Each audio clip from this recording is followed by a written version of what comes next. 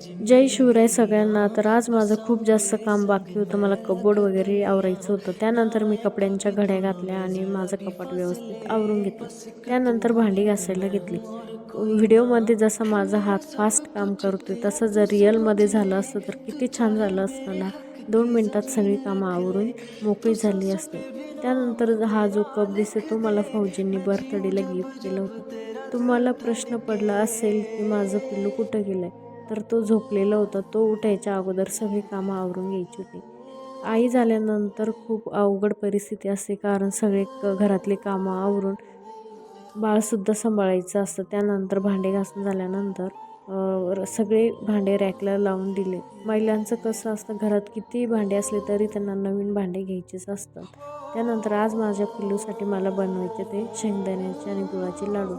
त्यानंतर मी शेंगदाणे छान असे भाजून घेतले आणि मी हे लाडू थोडे वेगळ्या पद्धतीने बनवणार होते.